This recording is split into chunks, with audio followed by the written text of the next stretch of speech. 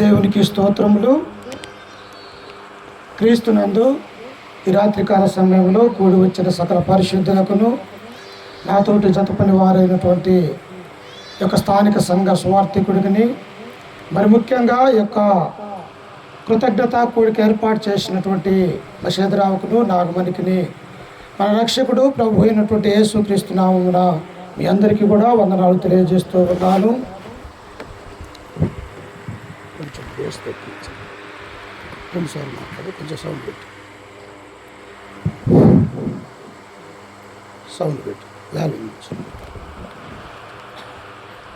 ఎందు నిమిత్తమైతే మనమందరం కూడా ఈ రాత్రికాల సమయంలో కూడుకుని ఉన్నాము.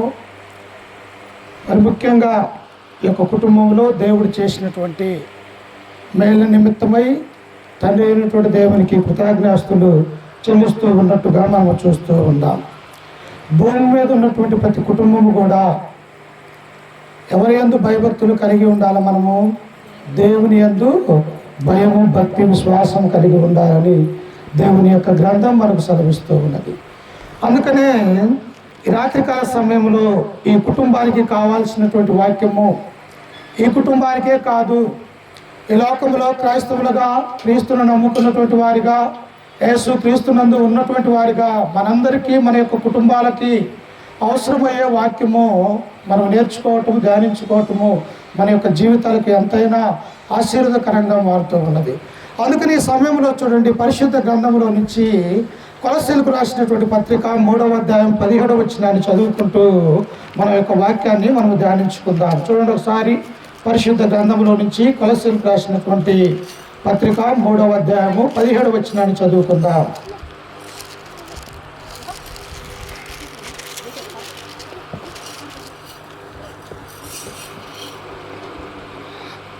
మరియు మాట చేతనే కానీ క్రియ చేతనే కానీ మీరేమి చేసినను ప్రభు అయిన యేసు ద్వారా తండ్రి అయిన దేవునికి కృతజ్ఞాస్తులు చెల్లించుచు సమస్తమును ఆయన పేరట చేయాలి.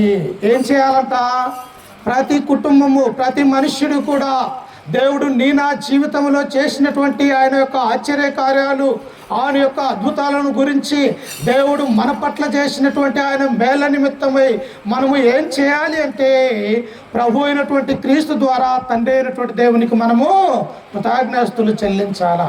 నాగమణి మషేదరావు విషయంలో వారందరూ కూడా ఒకరు మార్చి ఒకరు ఆడపిల్లలే పుడుతూ ఉన్నప్పుడు వారి యొక్క జీవితంలో ఎంతో నిరాశ కలిగినటువంటి వారిగా ఒక అన్నగా నాకు తెలుసు ప్రియులారా. ఎలాగూ అంటే నాకు మళ్ళా ఆడపిల్లిస్తారేమో దేవుడు అన్నటువంటి విషయాలు వాళ్ళు కొన్నిసార్లు భయపడేవారిగా ఉంటున్నారు. ఒకవేళ ఎవరిచ్చినప్పటికీ కూడా దేవుడు ఏమన్నాడు? 127వ కీర్తన 3వ వచనంలో, కుమారులు యెహోవా అనుగ్రహించు స్వాస్థ్యము, గర్భఫలము ఆయనిచ్చు బహుమానమే. కుమార్తె కావచ్చు, కుమారుడు కావచ్చు, నా జీవితంలో దేవుడు ఇస్తున్నాడు. ఇచ్చినటువంటి దాన్ని నీవు అందుకోవటం తప్ప మనకిష్టంగా ఎవరు కావాలంటే వారు రారు అన్నటువంటి సత్యాన్ని కూడా ఈ రాత్రి వేళ సమయంలో మనం గమనించాలి ప్రియులారా. అలాగనే మరి కుమారుడు మంచి చక్కని కుమారుణ్ణి దేవుడు మషేదరావుకు అనుగ్రహించినటువంటి వాడిగా మనం చూస్తూ ఉన్నాం. కుమారులు ఈ లోకంలో ఆస్తిని, ఐశ్వర్యాన్ని, ధనాన్ని మనం సంపాదించుకోవచ్చు, కానీ కుమార్తెలు మాత్రం మనము సంపాదించుకోగలుగుతామమ్మా? సంపాదించలేము. మన వల్ల కాదు. మనం ఎక్కడికి వెళ్ళినా ఏం చేసినా కూడా మనకు ఏది కూడా చేత కాదన్నటువంటి సత్యాన్ని మనం గ్రహించాలి ప్రియులారా. అందుకనే లోకములో ధనము కంటే కూడా, బంగారము కంటే కూడా, ఆస్తి కంటే కూడా, ఐశ్వర్యం కంటే కూడా దేవుడు మన యొక్క గర్భాన కుమార్తెలు వేయటం అనేది ఒక గొప్ప ధన్యత అన్నటువంటి సత్యాన్ని మనం నేర్చుకొని పోతూ ఉన్నాం. అయితే ఒకసారి చూడండి, సమూయేలు గ్రంథం 1వ గ్రంథము దేవుడు హన్నా విషయంలో ఎలా చేశాడో ఒకసారి చూడండి. సమూయేలు గ్రంథము 1వ అధ్యాయము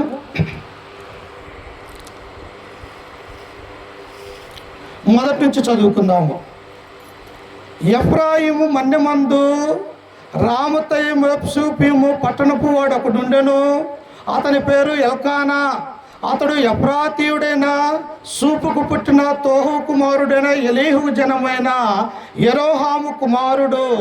అతనికి 2 భార్యలు ఉండేవి. వారిలో ఒకదాని పేరు హన్నా, రెండవ దాని పేరు పెనిన్నా. మీకు ఈ సంగతి సువార్తికుడు పాస్టర్ గారు చాలాసార్లు కూడా చెప్పి ఉండవచ్చు. కానీ ఎందుకు ఈ రాత్రికాల సమయంలో ఈ యొక్క వాక్యము ఎందుకు మనము ధ్యానించాలి అంటే, కుమారులు కుమార్తెలు దేవుడే ఇస్తాడు. నువ్వెక్కడికి వెళ్ళినా, ఏ విగ్రహారాధానికి పో, లేకపోతే ఏ మంత్రాల కాడికి వెళ్ళినా, లేకపోతే నువ్వు ఏ డాక్టర్ కాడికి వెళ్ళినప్పటికీ కూడా నీకు కుమారులు వారు అనుగ్రహించలేరన్నటువంటి సత్యాన్ని కూడా మానవాళిగా మనం గుర్తు చేసుకోవాలి. ఇక్కడ గమనిస్తే ఒక ఎల్కానా అన్నటువంటి ఒక ఆయనకి 2 భార్యలు ఉన్నారు అని ఈ సమూయేలు గ్రంథంలో మనం చూస్తూ ఉన్నాం. ఎక్కడ వాస్తవంగా ఆదికాండంలో దేవుడు నిశ్చయించినటువంటి సంకల్పం ఏమిటంటే, ఒక పురుషుడికి 1 భార్య మాత్రమే ఉండాల. కానీ దేవుని యొక్క ఆజ్ఞను అతిక్రమించి వారు పాపము చేసి ఉన్నప్పుడు ఈ యొక్క సమూయేలు గ్రంథంలో కానీ, న్యాయాధిపతుల గ్రంథంలో కానీ, తర్వాత గ్రంథాలన్నీ కూడా మనం చూస్తూ ఉన్నప్పుడు వారి ఇష్టానుసారంగా అనేక మంది భార్యల్ని చేసుకున్నటువంటి వారిగా మనం చూస్తూ ఉన్నాం. అందుకే ఇక్కడ ఎల్కానాకు 2 భార్యలు ఉంటున్నారు ప్రియులారా. ఒకదాని పేరు వచ్చేసి పెనిన్నా, మరొక దాని పేరు వచ్చేసి హన్నా అని ఈ గ్రంథకర్త మనకు తెలియజేస్తూ ఉన్నాడు. అయితే చూడండి, ఆ కింద వచనంలో మనం చదువుకుంటున్నప్పుడు, పెనిన్నాకు పిల్లలు కలిగిరి కానీ హన్నాకు పిల్లలు లేకపోయిరి. ఎవరికంట? ఒక వ్యక్తికి 2 భార్యలు ఉంటూ ఉన్నారు, కానీ ఒక ఆమెకు వచ్చేసేమో పిల్లలు అనుగ్రహించబడ్డట్టుగా మనం చూస్తూ ఉన్నాం. రెండవ వ్యక్తి అయినటువంటి భార్య అయినటువంటి హన్నాకు ఎవరు లేరంట? పిల్లలు లేరు అన్నటువంటి సత్యాన్ని మనము చూస్తాం. ఏంటి? పురుషుడు ఒక్కడే కదా భర్తగా ఉన్నాడు. మరి 2 భార్యలు వారు ఉన్నప్పటికీ కూడా ఒకరికేమో దేవుడు సంతానాన్ని అనుగ్రహించి ఉన్నాడు, మరొక స్త్రీకి వచ్చేసి సంతానం అనేది లేనటువంటి వారిగా మనము చూస్తాం. అమ్మ, ఒక స్త్రీకి సంతానం పుట్టిన తర్వాత మరొక స్త్రీ సంతానం లేకపోతే ఆ కుటుంబంలో ఎంత నలతగుంటుందో ఒకసారి ఆలోచన చేయండి. ఎంత వేదన. ఒక ఇంట్లో తిరుగుతూ ఉంటారు, ఒక ఇంట్లో వారందరూ కూడా ఉంటూ ఉంటారు. ఏమకొచ్చేసి సంతానం ఉన్నది, మరొక స్త్రీకి సంతానం లేదు. ఆ యొక్క బాధ అది ఎవరికి చెప్పినా తీరనటువంటి వేదన అన్నటువంటి సత్యాన్ని కూడా మనం గ్రహించాలి. అందుకనే ఈ వాక్యం ఏమని సెలవిస్తూ ఉన్నదంటే చూడండి, పెనిన్నాకు పిల్లలు కలిగిరి కానీ హన్నాకు పిల్లలు లేకపోయిరి. ఇతడు షిలోహునందున్న సైన్యములకు అధిపతియగు యెహోవాకు మొక్కుటకు బలి అర్పించుటకును ఏటేట తన పట్టణము విడిచి అచ్చటికి పోవు. చూశారా?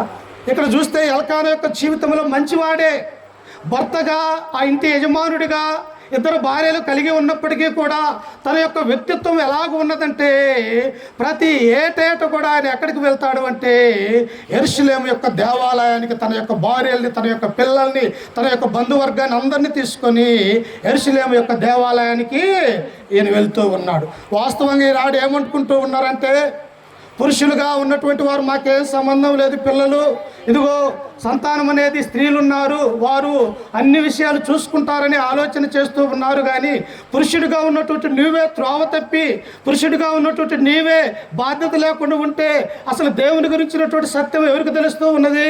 కానీ ఇక్కడ ఎల్కానా ఎలా ఉన్నాడో తెలుసా? తన యొక్క భార్యల్ని, తన యొక్క పిల్లల్ని తీసుకొని ఏటేట కూడా యెరూషలేము యొక్క దేవాలయానికి వెళ్తూ ఉన్నారు. ఎందుకు వెళ్తూ ఉన్నారు? ఆనాడు దేవుడిచ్చినటువంటి మోసే ధర్మశాస్త్ర ప్రకారము సీనాయి పర్వతంలో ఇశ్రాయేల్ ప్రజలతో ఆ యొక్క మోసేకి ఇచ్చినటువంటి ధర్మశాస్త్రంలో ఏమున్నదో తెలుసా? ఇశ్రాయేల్లో ఉన్నటువంటి ప్రతి పురుషుడు కూడా తన యొక్క కుటుంబంతో పాటు సంవత్సరానికి 3 సార్లు యెరూషలేము యొక్క దేవాలయం వెళ్ళి అక్కడ దహన బలులు అర్పించాలన్నది దేవుని యొక్క సంకల్పము, చిత్తం అన్నట్టుగా మనము చూస్తూ ఉన్నాం. ఇక్కడ ఎల్కానా కూడా ఈయన ఏం చేస్తూ ఉన్నట? సంవత్సరానికి 3 సార్లు వెళ్ళలేకపోతూ ఉన్నాడు, కానీ ప్రతి సంవత్సరం కూడా తన యొక్క భార్యల్ని, తన యొక్క పిల్లల్ని తీసుకొని యెరూషలేము యొక్క దేవాలయానికి వెళ్తూ ఉన్నారు. అమ్మ, స్త్రీలు పిలిస్తే పురుషులు రారు కానీ దేవుని యొక్క సన్నిధానానికి. పురుషుడు భర్తగా ఉండి యజమానుడిగా ఉండి రా వెళ్దాము దేవుని యొక్క సన్నిధానానికి, ఇదిగో అక్కడ ఆరాధన జరుగుతూ ఉన్నది, ప్రార్థన జరుగుతూ ఉన్నది, అక్కడికి వెళ్ళి దేవుని యొక్క వాక్యాన్ని విందాం, మన యొక్క కుటుంబాన్ని బాగు చేసుకుందామని పురుషుడు తన యొక్క భార్యకు తన యొక్క పిల్లలకు చెబితే వినే అవకాశం ఉంటూ ఉన్నది ప్రియులారా. కానీ నేటి దినాలలో ఎలా ఉన్నదో తెలుసా, పురుషులే పూర్తిగా ఏమైపోయారంట, మార్గం తప్పి తిరుగుతున్నటువంటి వారిగా మనం చూస్తూ ఉన్నాం. కానీ ఈ ఎల్కానా ఎలా ఉన్నాడు, దేవుడంటే భయము, భక్తి, విశ్వాసం కలిగి తన యొక్క భార్యలు తీసుకొని ఆ యొక్క శిలోహం అన్నటువంటి ఆ మందిరానికి అక్కడికి వెళ్తూ ఉన్నాడు. ఆ వెళ్ళిన తర్వాత ఏం జరిగిందో ఒకసారి చూడండి, కింద వచనంలో 3 కిందమ్మ. ఆ కాలమున ఏలి యొక్క 2 కుమారులకు హోపి ఫినిహాసులు యెహోవాకు యాజకులుగా ఉండిరి. ఎల్కానా తాను బల్యర్పణ చేసిన నాడు తన భార్యకు పెనిన్నాకును దాని కుమారులకును కుమార్తెలకును పాలు ఇచ్చుచూ వచ్చెను, గాని హన్నా తనకు ప్రియముగా నున్నందున ఆమెకు 2 పాలు ఇచ్చుచూ వచ్చెను. ఎవరంట ప్రేమగా ఉన్నది? మనం ఏదైతే ఇష్టపడతామో అది మనకు దొరకదు ప్రియులారా, నిజమా? ఏదైతే కావాలనుకుంటామో అది మనకు దొరకదు లోక సంబంధంగా. అలాగనే ఇక్కడ కూడా ఈ యొక్క 2 భార్యలలో కూడా పెనిన్నా కంటే కూడా హన్నా ఎల్కానాకు ఇష్టమైన భార్యగా, ప్రియమైనటువంటి దానిగా ఉంటున్నట్టుగా మనం చూస్తాం. వీరందరికీ కూడా ఒక భాగము పాలిస్తే ఈయన ప్రేమించినటువంటి యొక్క ఈ హన్నాకు ఆయన 2 పాలు ప్రతి విషయంలో కూడా ఆయన ఆమెను బాగా చూసుకునేవాడిగా చూస్తూ ఉన్నాం. అయినప్పటికీ కూడా ఏమి లేదు, ఆమెకి సంతానం అనేది లేదు ప్రియులారా. సంతానం లేకపోతే ఎలా ఉంటుందో ఒకసారి చూడండి, కింద వచనంలో మనం చదువుకుంటే ఆ బాధ, ఆ వేదన ఎలా ఉంటుందో ఆ యొక్క 5వ వచనంలో చదువుకుందాం. చూడండి 6. యెహోవా ఆమెకు సంతు లేకుండా చేసి ఉన్న హేతువును బట్టి. ఇక్కడ చాలా ఆలోచించవలసినటువంటి విషయం. ఎవరు చేశారంట సంతు లేకుండా?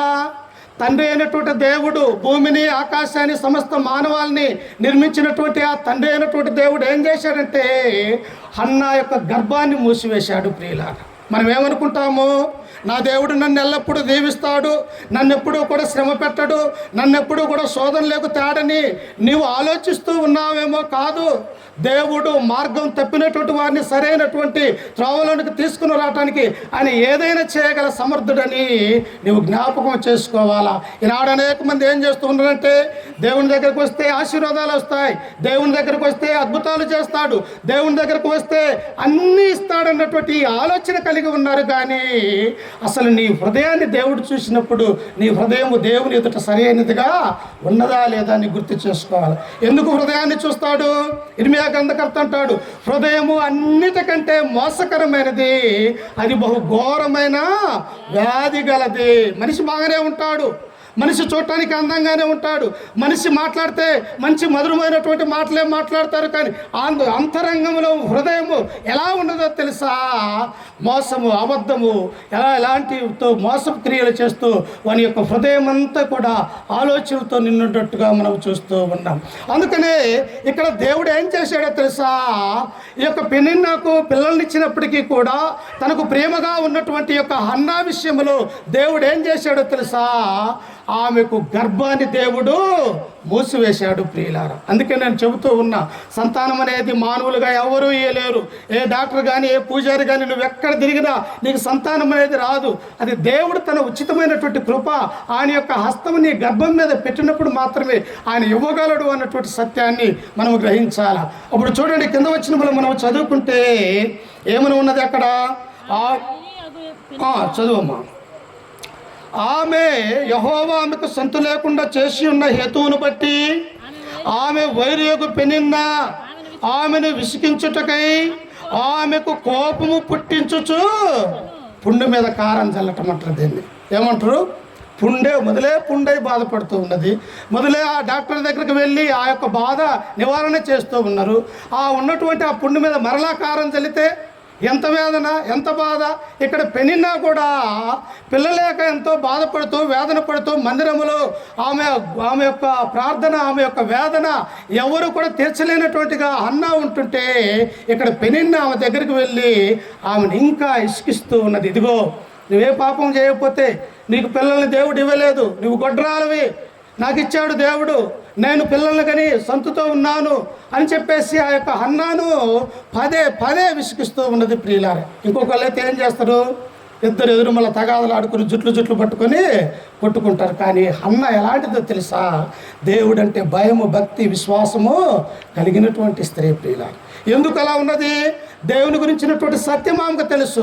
తమ యొక్క భర్త వారందరూ కలిసి కూడా ఆ యొక్క దేవాలయానికి వెళ్ళినప్పుడు మోసే ద్వారా ఇచ్చినటువంటి ఆ ధర్మశాస్త్రం గురించి వారందరికీ కూడా తెలుసు. కాబట్టి ఇదిగో లోకంలో నన్ను ఎవరు శ్రమ పెట్టినప్పటికీ కూడా నేను జాగ్రత్తగా దేవుని యందు విధేయత కలిగి నా యొక్క దేవుని సన్నిధిలో నేను పాపం చేయకూడదు అని హన్నా తన యొక్క జీవితంలో తీర్మానం చేసుకున్నది. నీ జీవితంలో కూడా పిల్లలు లేరని, మగపిల్లలు లేరని, లేకపోతే వేరే విషయాలలో నీవు దరిద్రుడు అని, లేకపోతే ఇంకొక రీతిగా నిన్ను అనేక మంది హేళన చేసినప్పటికీ కూడా నీ హృదయం, నీ ఆలోచన, నీ మనస్సు ఎలా ఉండాలో తెలుసా, దేవుని మీద కేంద్రీకరించి ఉండాలి ప్రియులు. ఎగతాళి చేస్తారు, ప్రభు అనేటువంటి వారిని ఎగతాళి చేయలేదా, ప్రభు అనేటువంటి వారిని అపహాస్యం చేయలేదా?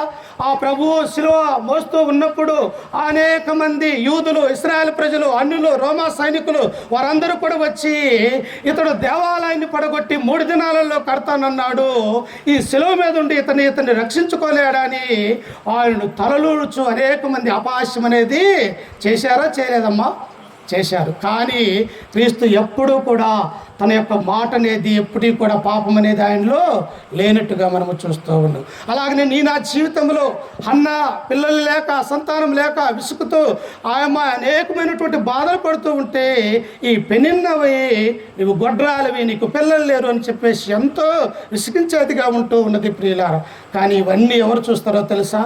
ఒకవేళ ఇతరులు నీకు మద్దతు రాకపోవచ్చు, లేకపోతే ఇతరులు నిన్ను ఆలోచించకపోవచ్చు, కానీ లోకంలో పుట్టించినటువంటి తండ్రి అయినటువంటి దేవునికి ఏ పక్షపాతం కూడా లేనట్టుగా మనము చూస్తూ ఉన్నాం.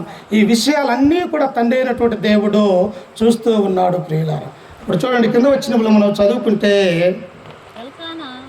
చదువు. ఎల్కానా ఆమెకు ఏటేటా ఈ రీతిగా చేయుచు ఉండగా హన్నా యెహోవా మందిరమునకు పోవునప్పుడల్లా అది ఆమెకు కోపము పుట్టించిన కనుక ఆమె భోజనము చేయక ఏడ్చుచు. ఏం చేస్తారమ్మా? ఒకటే వేదన, ఒకటే మరి అనేకమైనటువంటి సూటిపోటు మాటలు.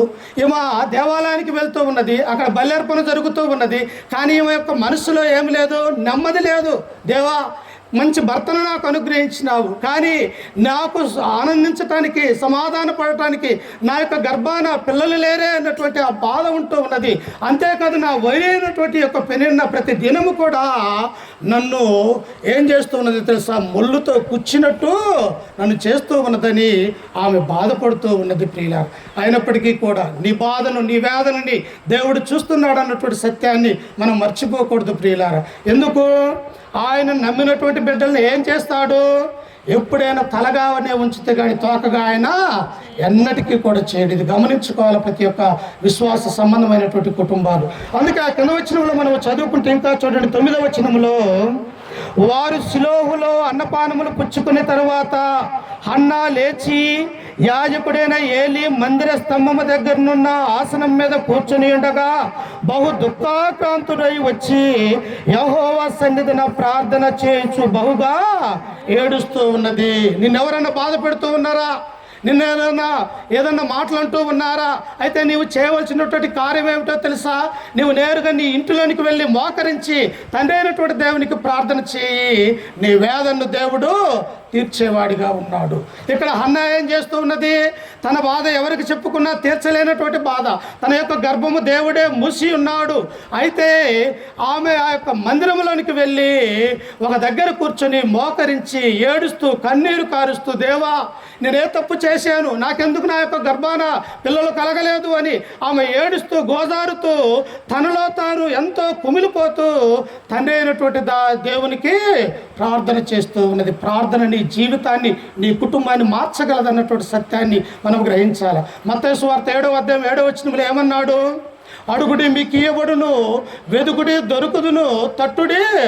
దేవుడే స్వయంగా చెప్పాడు, నీవు అడుగు. భౌతిక సంబంధమైనటువంటి తల్లిదండ్రులు అడిగితే అన్నీ ఇస్తూ ఉన్నాడే, మరి ఆత్మ సంబంధంగా ఈ భూమిని, సృష్టిని, సమస్త మానవాళిని నిర్మించినటువంటి దేవుడు నీకు ఇవ్వడా? అయితే మనం అడిగేది ఎలా అడగాలంటే ఆ అడిగే విషయంలో స్వార్థం అనేది ఉండకూడదు. అది దేవునికి ఇష్టంగా ఉంటే దేవుడు ప్రతిఫలం ఇస్తాడు. ఇక్కడ హన్నా కూడా ఏం చేస్తూ ఉన్నదంటే ఏడుస్తూ కన్నీరు కారుస్తూ ఆమె దేవునికి ప్రార్థన చేస్తూ ఉన్నది. అప్పుడు చూడండి కింద వచ్చినములో మనం చదువుకుంటే, సైన్యములకు అధిపతియగు యెహోవా నీ సేవకురాలైన నాకు కలిగి ఉన్న శ్రమను చూసి నీ సేవకురాలైన నన్ను మరొక నన్ను జ్ఞాపకము చేసుకొని నీ సేవకురాలైన నాకు మగపిల్లను దయచేసిన ఎడలా. అదిగో ఏం చేస్తున్నా తెలుసా, ప్రార్థనలు ఆమె ఏం చేస్తున్నా తెలుసా, అవతలింటో నాశనం కావాలని చేయట్లా అంటున్నదమ్మా, లేకపోతే నా పక్కన ఉన్నోడు నాశనం కావాలని అంటంలా, లేకపోతే నా వైరి అయినటువంటి పెనిన్నా ఆమె త్వరగా చచ్చిపోవాలని ప్రార్థన చేయట్లా. ఏం చేస్తూ ఉన్నదంట ఆమె, ఇదిగో దేవా నీ సేవకురాలైనటువంటి నేను, నీ సేవకురాలైనటువంటి నన్ను, నీ సేవకురాలిగా ఈ మందిరంలో ఉంటున్నంటే 3-4 సార్లు ఈ వచనములోనే ఈ అధ్యాయంలోనే ఆమె నీ సేవకురాలని నీకు పరిచయం చేసేదాన్ని, ఇదిగో నీ యందు భయభక్తులు కలగదాన్ని నేను పదే దేవునితో ఆమె యొక్క మాటలు విన్నవించుకున్నట్టుగా మనము చూస్తూ ఉన్నాం. నీ నా జీవితంలో దేవుడు ఏదైతే పొందలేదని అనుకుంటున్నావో అది ఎలా పొందుకోగలమో తెలుసా, నువ్వు ఎంతో దేవుని యొక్క సన్నిధానానికి వచ్చి నువ్వు ప్రార్థన చేస్తే ఆ ప్రార్థనకు దేవుడు ప్రతిఫలాన్ని అనుగ్రహిస్తాడు. లేదా అమ్మా, ప్రార్థన ద్వారా ఎంతోమంది మేలు పొందినటువంటి వారు ఉన్నారు. ప్రార్థన ద్వారా ఎన్నో ఆశీర్వాదాలు కుటుంబం మీదకి వచ్చినటువంటి వారిగా మనము చూడగలం. ప్రియులారా, ప్రార్థన అనగా దేవునితో నీ యొక్క బాధలు నీ విన్నపాలు చెప్పుకునేది. దేవుడు నీకెళ్ళి చూసే సమయం ఏదన్నా ఉన్నది అంటే అది ప్రార్థన జీవితము అన్నటువంటి సత్యాన్ని మనము చూడాలి. ఈనాడు మనము చేస్తూ ఉన్నాము ప్రార్థన అంటే మనము చేయలేము, ప్రార్థనకు రాలేము, దేవుని యొక్క వాక్యాన్ని వినే మనస్సు లేదు. ఎలా నీ కుటుంబము నీవు ఆశీర్వదించబడతావు? దేవుని యొక్క సన్నిధానానికి వస్తే కదా క్రీస్తు యొక్క గొప్పతనం అనేది నీకు తెలిసేది. నన్నెందుకు దేవుడు ఈ లోకంలో పుట్టించాడు, నా పుట్టుకు ఒక కారణం ఏమిటి, నేను ఎందుకు బ్రతుకుచూ ఉన్నాను, నా జీవితానికి పరమార్థం ఏదని నువ్వు ఏ గ్రంథం చదివినా నీకు అర్థం కాదు. కానీ ఇదిగో దేవుడిచ్చినటువంటి ఈ గ్రంథం దగ్గరకు రా, నీ జీవితము పరమార్థం ఏంటో దేవుడు నీకు నేర్పిస్తూ ఉన్నది.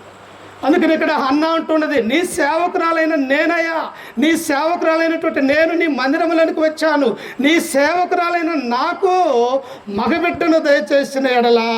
ఆమె యొక్క విశ్వాసం ఎంత గొప్పదో ఒకసారి ఆలోచన చేయండి ప్రియులారా. ఎవరిని అడుగుతూ ఉన్నదో తెలుసా, ఆయన వారసుని అడుగుతూ ఉన్నది, నాకు మగబిడ్డను దయచేసిన ఎడలా. ఆమె ఒక మృక్కుబడి చేసుకుంటూ ఉన్నది. ఒకసారి అక్కడ చూడండి, వాని తల మీదికి క్షౌరపు కత్తి ఎన్నటికీ రానియక వాడు బ్రతుకు దినములన్నిటను నేను వానికి యెహోవానకు నీకు అప్పగింతునని మృక్కుబడి. ఇది మృక్కుబడి అమ్మ. మృక్కుబడి అంటే ఏంటి? దేవుణ్ణి పూజించటము, దేవుని పాదాల దగ్గర నమస్కరించటము, అలాగనే వందనాలు చేయటం, మొక్కుబడుకున్నటువంటి అర్థాలు ప్రియులారా. హన్నా అంటున్నది, అయ్యా నా గర్భాన నీవు మగపిల్లవాని దయచేసినట్టయితే వాని తల మీదికి ఎన్నటికీ కూడా మంగళకత్తి రానియక వాడిని నీ కొరకే పెంచి నీ మందిరంలోనే వాడిని వదిలి నీ యొక్క సేవకుడిగా చేస్తానన్నటువంటి ఒక గొప్ప తీర్మానం ఆమె తన యొక్క జీవితంలో చేసుకున్నది ప్రియులారా. నీవు అలాంటి విశ్వాసం కలిగి ఉన్నావా? అలాంటి దేవుడు నాకు మేలు చేస్తాడన్నటువంటి ఆ ధైర్యం నీలో ఉన్నదా? ఉంటే మోకరించి ప్రార్థన చేయమని దేవుడి రాత్రికాల సమయంలో మిమ్మల్ని అడుగుతూ ఉన్నాడు. ఏమన్నాడు ఆయన? దావీదు మహారాజు 103వ కీర్తన మొదటి నుంచి మనం చదువుకుంటున్నప్పుడు, నా ప్రాణమా యెహోవాను సన్నుతించుము, నా ప్రాణమా యెహోవాను సన్నుతించుము, నా అంతరంగమునున్న సమస్తమా ఆయన చేసిన మేలులు. చదువు అక్కడే ఉంది. నా ప్రాణమా యెహోవాను సన్నుతించుము, నా అంతరంగమునున్న సమస్తమా ఆయన పరిశుద్ధ నామమును సన్నుతించుము, నా ప్రాణమా యెహోవాను సన్నుతించుము, ఆయన చేసిన ఉపకారములలో దేనిని. ఒక్కసారన్నా దేవుడు చేసినటువంటి మేళ నిమిత్తమై నీవు దేవునికి కృతజ్ఞతలు చెల్లించినవా? మనుషులు చేసే మేళని ఎట్టా నువ్వు మర్చిపోతావులే, ఎందుకంటే నీ హృదయం నీ ఆలోచన సరైనట్టుగా లేదు కనుక. కానీ దేవుడు చేసే మేళ కన్నా మనము, అయ్యా ఈనాడు నేను బ్రతికున్నాను అంటే, నా పిల్లలు చక్కగా ఉన్నారు అంటే, ఇదిగో నేను ఈ లోకంలో జీవిస్తూ మంచి పనికి వెళ్తూ ఉన్నాను అంటే, లేకపోతే మంచి ఉద్యోగానికి వెళ్తూ ఉన్నానంటే, నీవు చూపించినటువంటి ఈ కృప అని దేవునికి కృతజ్ఞతలు చెల్లిస్తూ ఉన్నామా? జాగ్రత్త ప్రియులారా. అన్నిటికంటే కూడా దేవుని యొక్క సన్నిధానములు, దేవునికి కృతజ్ఞాస్తులు చెల్లించటం ఎంతో భాగ్యము. దావీదు మహారాజు ఏమన్నాడు? రాజు ఆయన ఇశ్రాయేలు ప్రజల సైన్యం అంతటి కూడా 40 సంవత్సరాల పాటు ఆయన రాజుగా ఉండి అనేకమైనటువంటి యుద్ధాలు చేసి దావీదు గురించి తండ్రి అయినటువంటి దేవుడు యెహోవా ఏమన్నాడో తెలుసా? దావీదు నా హృదయానుసారుడు, నా ఉద్దేశములన్నీ నెరవేర్చేవాడు. అంటే దావీదు యొక్క హృదయము, దేవుని యొక్క హృదయము పెనవేసుకొని పోయి ఉన్నది. ఎలా వచ్చింది ఆ భక్తి? ఎక్కడో గొర్రెల తోటలో గొర్రెలు కాసుకున్నటువంటి నన్ను తీసుకుని వచ్చి ఇశ్రాయేలు ప్రజలకి రాజుగా చేసావయ్యా, ఏమిచ్చి నేను నీ రుణాన్ని తీర్చుకోగలనని తన ఇంటిలోనికి వెళ్ళి మోకరించి ఆయన ఏమని ప్రార్థన చేశాడో తెలుసా? దేవా, ఇంతగా గొప్పగా నన్ను దీవించుటకు నేనెంతటి వాడను, నేను ఏ పాటిది, నా కుటుంబము ఏ పాటిది అంటారు. ఉన్నదానికి ఆ తగ్గింపు స్వభావం లేదు. లేచిన దగ్గర నుంచి కూడా గర్వము, అలాగనే అనేకమైనటువంటి వ్యసనాలు, అనేకమైనటువంటి హృదయములో అనేకమైనటువంటి చెడు తలంపులు కలిగి ఉన్నప్పుడు నిన్ను దీవించడానికి దేవుడు నీ దగ్గరికి రాడు అన్నటువంటి సత్యాన్ని కూడా గమనించాలి. రాజు ఏమన్నాడు? మోకరించాడు. అయ్యా, ఇంతగా నన్ను హెచ్చించుటకు నేను ఏ పాటి వాడిని, నా కుటుంబం ఏ పాటిది అని తగ్గింపు స్వభావం కలిగి ఉంటే ప్రభు ఏమన్నాడు లూకాసు వార్తలో? తనను తాను తగ్గించుకొని వాడు హెచ్చింపబడును, తనను తాను హెచ్చించుకొని వాడు తగ్గించబడతాడు. మానవులుగా మనం నేర్చుకోవాల్సింది ఇక్కడ హన్న ఏం చేస్తూ ఉన్నది? ధనవంతురాలుగా ఉన్నది. తన భర్త ఆమెనే ఎక్కువగా ప్రేమిస్తూ ఉన్నాడు. కానీ ఆమె జీవితంలో ఏం చేస్తూ ఉన్నది?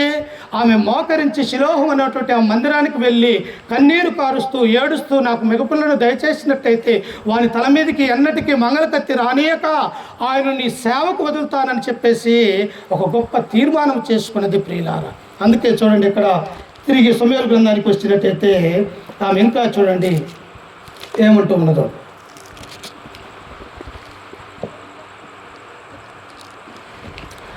ఆమె యెహోవా సన్నిధిన ప్రార్థన చేయుచుండగా ఏలీ ఆమె నోరు కనిపెట్టుచుండెను.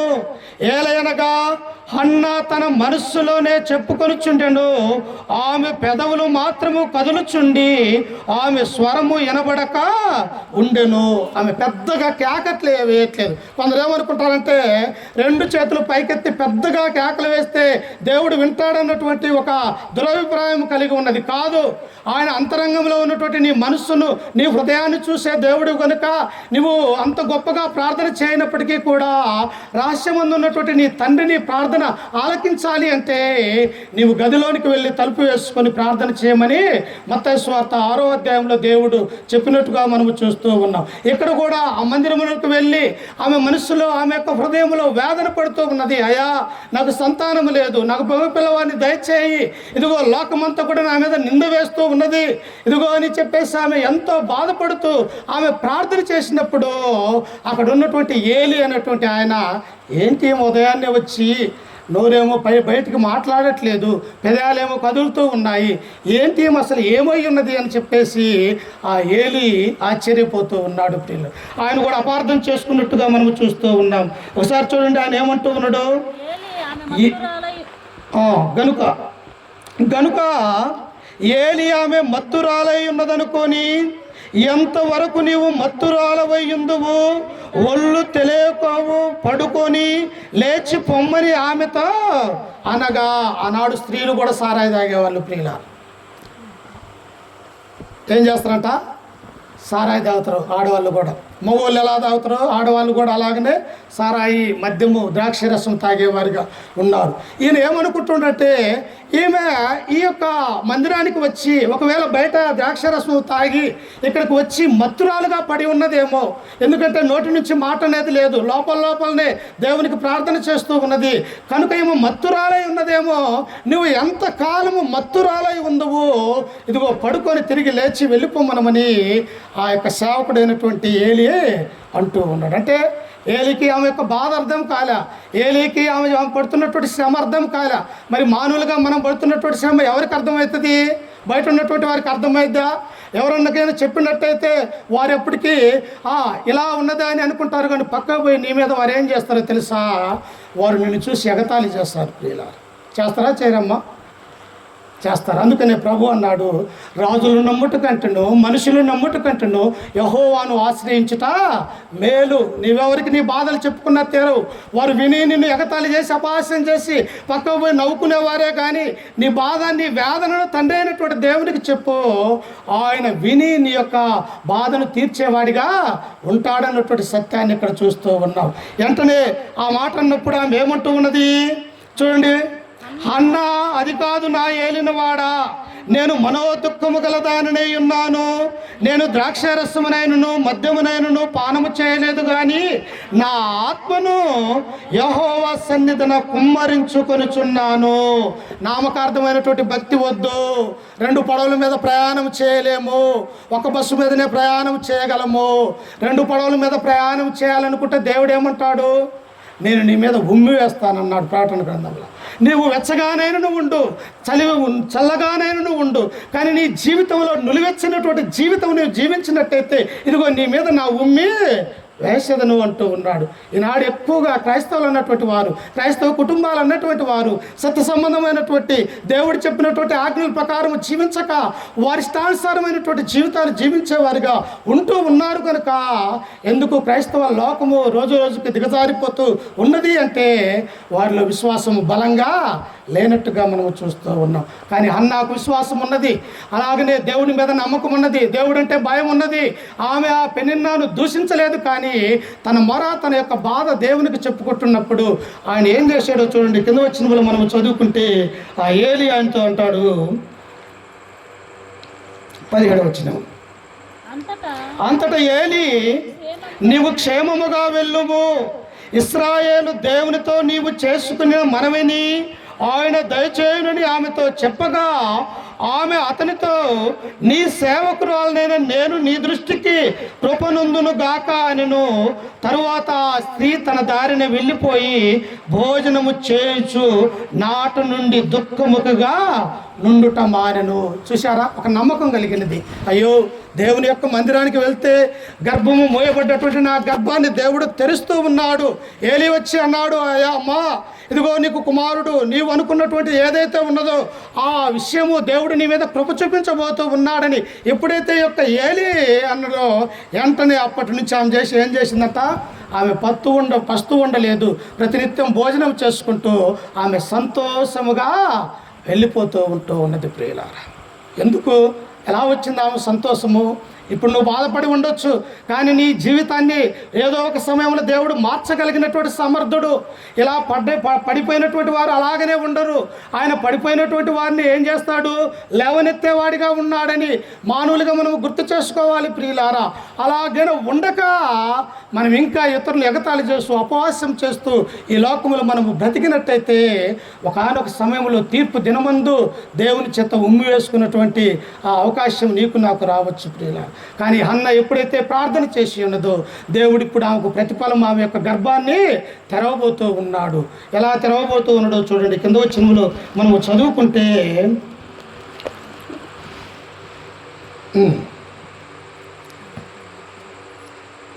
19వ వచనము, తరువాత వారు ఉదయమందు వేగరమే లేచి యెహోవాకు మొక్కి తిరిగి రామాలోని తమ ఇంటికి వచ్చిరి.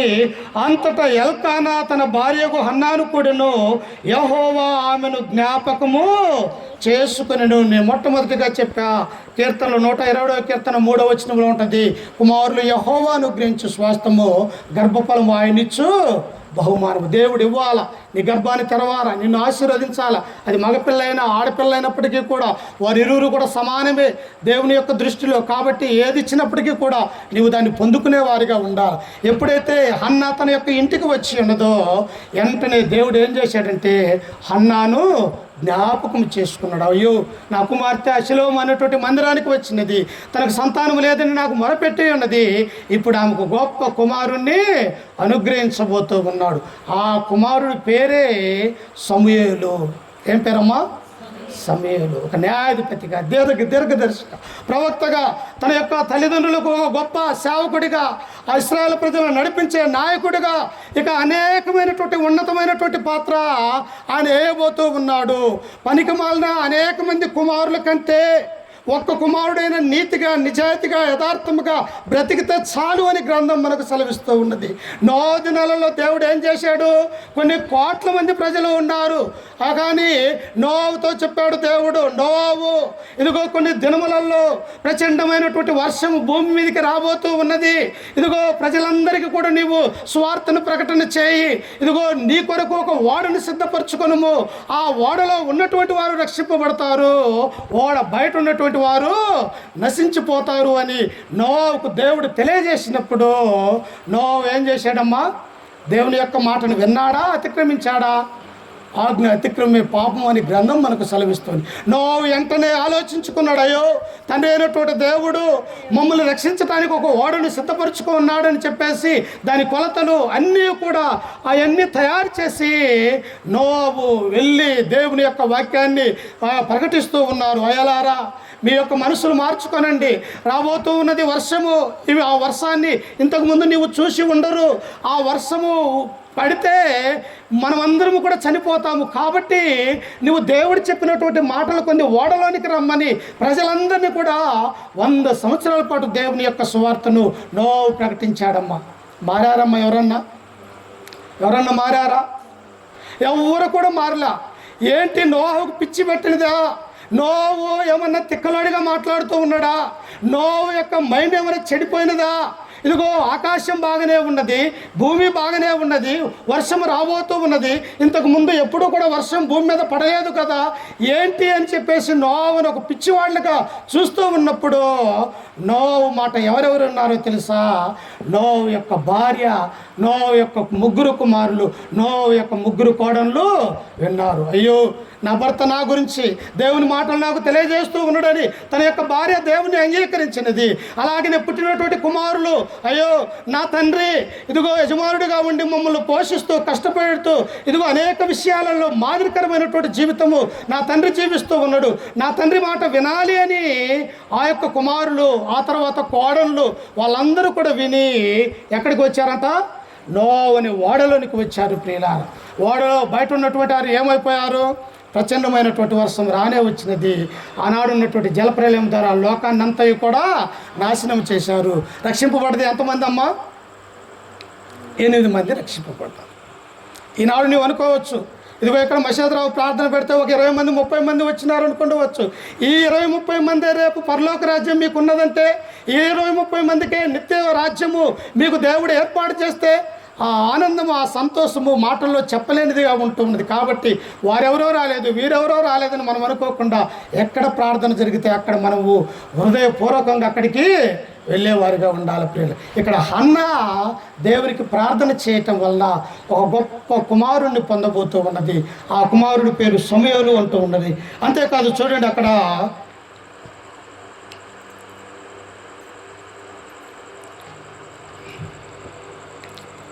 23వ వచనం చదువుకుందాం. కాబట్టి ఆమె కిందనే ఇచ్చిన 20వ వచనం చదువుకుందాం. 1:20. గనుక హన్నా గర్భము ధరించి దినములు నిండినప్పుడు ఒక కుమారుణ్ణి కని, నేను యెహోవాకు బ్రొక్కుకొని దీనిని అడిగితననుకొని వానికి సమూయేలు అని పేరు పెట్టిన. ఏం పేరు పెట్టిందట? సమూయేలు అని పేరు పెట్టినది. ప్రియులారా, ఈనాడు కూడా నాగమణి మషేదరావు విషయంలో అనేక మంది అనేక నిందలు వేసినప్పటికీ, అపహాస్యం చేసినప్పటికీ కూడా ఈనాడు ఒక మంచి కుమారుణ్ణి నెహెమ్యాని దేవుడు వారికి అనుగ్రహించాడు. నీ నా జీవితంలో కూడా దేవుడు ఫలింప చేయగలడు, అనేకమైనటువంటి విషయాలలో దీవించగలడు అని మనం గుర్తు చేసుకోవాలి. అయితే ప్రియులారా, ఆ పిల్లల్ని ఎలాగ పెంచాలా? పిల్లలు ఉంటూ ఉన్నారు, కానీ పెంచే విషయంలో తల్లిదండ్రులు ఏమైపోతున్నారట? తప్పిపోతూ ఉన్నారు. అందుకనే సామెతల గ్రంథం 22వ అధ్యాయం 6వ వచనంలో ఏమంటాడు? బాలుడు నడవలసినటువంటి త్రోవను వాడికి నేర్పము, వాడు పెద్దవాడైనను దాని నుండి తొలగిపోడు. ఎవరి బాధ్యత అది? తండ్రి బాధ్యత, తల్లి బాధ్యత. కుమారుని కుమార్తెను ఎలాగ పెంచాలనేది వారు ఇరువురు కూడా తీసుకోవాల్సినటువంటి నిర్ణయము. అలా పెంచకపోతే వారు ఏమైపోతారో తెలుసా? తిరుగుబోతులైపోతారు, తాగుబోతులైపోతారు, తల్లిదండ్రులకు నిన్ను తెచ్చేవారైపోతారు.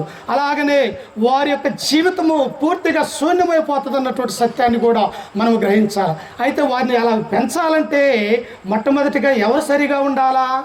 తండ్రి సరైనటువంటి మార్గంలో ఉండాలా, తల్లి సరైనటువంటి మార్గంలో ఉండాలా. ఒక ఇస్సాకును చూస్తూ ఉన్నప్పుడు తన యొక్క భార్యకి సంతానం లేనప్పుడు ఎవరు ప్రార్థన చేశారు?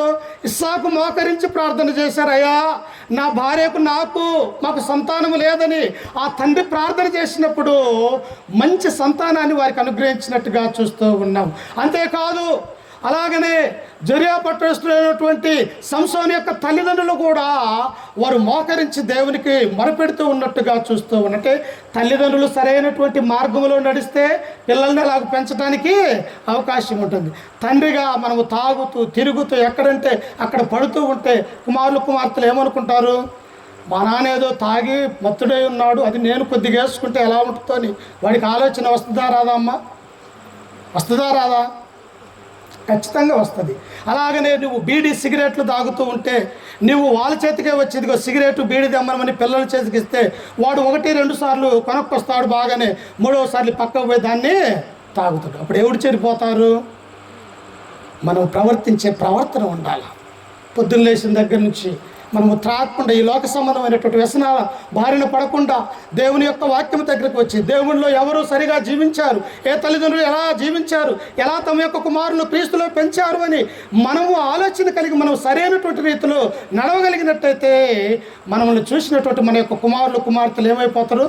నా తల్లిదండ్రులు దేవుని యందు భయభక్తులు కలిగినటువంటి వారు, మేము ఆ మార్గంలో ఉండాలా, అలాగనే బ్రతకాలా అని వారు మిమ్మల్ని చూసి మార్పు చెందటానికి అవకాశం ఉంటుంది. ఆదివారం వచ్చినది, పాస్టర్ గారు మంచి వాక్యాలు మీకు తెలియజేస్తూ ఉన్నాడు. నేను నాగమని ఫోన్ చేసినప్పుడు మొట్టమొదటిగా అడిగే మాట ఏమిటో తెలుసా? ఈరోజు మందిరానికి వెళ్ళారా? పదే ఎప్పుడు ఫోన్ చేసినా ఆదివారం మందిరానికి వెళ్ళావా, ఆరాధన తీసుకున్నావా, నీతో పాటు పిల్లల్ని తీసుకువెళ్ళావా అని పదే నేను అడుగుతూ ఉంటాను. ఎందుకో తెలుసా? ఆమె మార్పు చెందితే తన భర్తను మార్చుకోగలదు, వారిరువురు మార్పు చెందితే పిల్లలు కూడా సరైనటువంటి రీతిలో పెంచగలరు. ఒకవేళ అలాగ ఉండకపోతే ఎఫెసీయులకు రాసినటువంటి పత్రిక 6వ అధ్యాయం చివరిగా చదువుకుని ముగించుకుందాము. ఎఫెసీయులకు రాసినటువంటి పత్రిక ఒకసారి చూడండి. పిల్లలారా ప్రభునందు మీ తల్లిదండ్రులకు విధేయులయుండుడి. ఎవరికి చెబుతున్నాడు ఈ మాట? పిల్లలకి, తల్లిదండ్రులు కన్నా పిల్లలకి దేవుని యొక్క వాక్యము, దేవుని యొక్క మాటలు తెలియజేస్తూ ఉన్నారు. ఏమని? పిల్లలారా ప్రభునందు మీ తల్లిదండ్రులకు విధేయులయుండుడి, ఇది ధర్మము. పిల్లలు ఏం చేయాలా? తల్లిదండ్రుల్ని గౌరవించాలా, తల్లిదండ్రులు ప్రేమించాలా, తల్లిని బాగా చూసుకోవాలా, తండ్రిని బాగా చూసుకోవాలా. ఎందుకు? 9 నెలలు మోసి ఆ తర్వాత అనేకమైనటువంటి కష్ట నష్టాలతో వారు తినక మిమ్మల్ని పెంచి పెద్దవారిని చేసి మీకు మంచి భార్యలను తీసుకుని వచ్చి చేసి మీకంటూ ఒక కుటుంబాన్ని ఏర్పరిచినటువంటి తల్లిదండ్రులు నీవు గౌరవించకపోతే వేరెవరిని కూడా మీరు గౌరవించడానికి అవకాశము ఉన్నదా అమ్మ? తల్లిని గౌరవించినవాడు, తండ్రిని గౌరవించినటువంటి వేరే వాళ్ళని గౌరవిస్తాడన్నటువంటి ఆలోచన ఉన్నదా? అందుకని ఇక్కడ ఏమంటూ ఉన్నాడు? ఎఫెసీలో ఉన్నటువంటి సంఘానికి అపోస్తలుడైనటువంటి పౌలు సెలవిస్తూ ఉన్నాడు, పిల్లలారా ప్రభువునందు మీ తల్లిదండ్రులకు విధేయులయుండుడి, ఇది ధర్మమే. నీకు మేలు కలుగునట్లు నీ తండ్రిని తల్లిని సన్మానింపుము, అప్పుడు నీవు భూమి మీద దీర్ఘాయుష్ము వంతుడగుదువు. ఏమీ లేదు, దేవుడు చెప్పే మాటలు వింటే నీవు దీర్ఘాయుష్షు కలిగి జీవిస్తావు. నీ తల్లిదండ్రులు ప్రేమించి చూడు. అమ్మా, నాన్న, ఇదిగో ఈ పనికి వెళ్తూ ఉన్నా, ఈ పనిలో రాబడి ఎంత వచ్చినది, ఇదిగో మంచి అన్నము మా తల్లిదండ్రులకి ఏమని తమ యొక్క భార్యకు చెప్పుకుంటూ ఆ రకంగా ఉన్నటువంటి కుటుంబం ఎలా ఉంటుంది? సంతోషంతో సమాధానంతో ఉంటుంది. అలా ఉండకపోతే ఎలా ఉంటుంది? ఏమొక ఒక దోవ ఉంటుంది, ఆయన ఒక దోవ ఉంటాడు, కోడలు అత్తకు ఒకరికొకరు కుదరదు, అలాగనే అక్క చెల్లెలు ఉంటే అక్క చెల్లెలు కుదరదు. ఎలా ఉంటారు? అందరూ కూడా వేరైపోతున్నటువంటి వారిగా మనం చూస్తాం. అలా ఉన్నది ఆ బైబిల్లో. లోకస్తులు ఉంటారు, దేవుని నమ్ముకున్నటువంటి మీరు ఎలా ఉండాలా? ఒక నయోమిని చూడండి, ఒక రూతును చూడండి, నా కుమార్తెలారా అని తెలియజేసింది. కింద వచ్చిన మనం చదువుకుంటే చూడండి ఏమని ఉన్నదో, తండ్రులారా మీ పిల్లలకు కోపము రేపక వారిని ప్రభు యొక్క శిక్షలోను బోధలోను వారిని ఏం చేయాలా? తల్లిదండ్రులు పొద్దున్న లేచిన దగ్గర నుంచి నువ్వు బైబిల్ తీసుకొని చదవాలా, నీ భార్య బైబిల్ తీసుకొని చదవాలా, ఆ తర్వాత పిల్లలకు వారికి నేర్పించాలా. వారందరూ కలిసి దేవుని యొక్క మందిరానికి వెళ్ళినప్పుడు ఆ కుటుంబం అనేది ఆశీర్వదించబడుతుంది. అందుకని నీ గర్భాన్ని దేవుడు తెరిచాడు, మంచి కుమారుని అనుగ్రహించాడు, మంచి కుమార్తెలను, 4 కుమార్తెలను దేవుడు అనుగ్రహించినాడు. మీరిద్దరూ చేయవలసినటువంటి పని ఏమిటంటే ఆదివారం వచ్చిందంటే దేవుని యొక్క మందిరానికి వెళ్ళాలి. అలా వెళ్ళకపోతే తండ్రులారా మీ పిల్లలకు కోపం అనేది రేపక. తండ్రిగా మన బాధ్యత నెరవేర్చకపోతే, తల్లిగా నీ బాధ్యత నెరవేర్చకపోతే కుమారులు ఏమైపోతారు? వారి ఇష్టానుసారమైనటువంటి బ్రతుకు జీవించి చెడిపోయే ప్రమాదం ఉన్నదని గ్రంథం మనకు సెలవిస్తూ ఉన్నది. కనుక ఈ రాత్రికాల సమయంలో హన్నా ఎలాగైతే ప్రార్థన చేసి ఒక మంచి కుమారుని మరి దేవుడు అనుగ్రహించినాడు, అలాగనే పిల్లల విషయంలో, పెంచే విషయంలో మనము జాగ్రత్త కలిగి ఉండాలని చెప్పేసి ఈ వాక్యం ద్వారా మిమ్మల్ని హెచ్చరిస్తూ ఈ మాటలను నన్ను కూడా హెచ్చరిక చేసుకుంటూ ఓపికతో మీ అందరికీ మన రక్షకుడు ప్రభు అయినటువంటి యేసుక్రీస్తు నామమున వందనాలు తెలియజేస్తూ ఈ అవకాశం ఇచ్చినటువంటి స్థానిక పాస్టర్ గారికి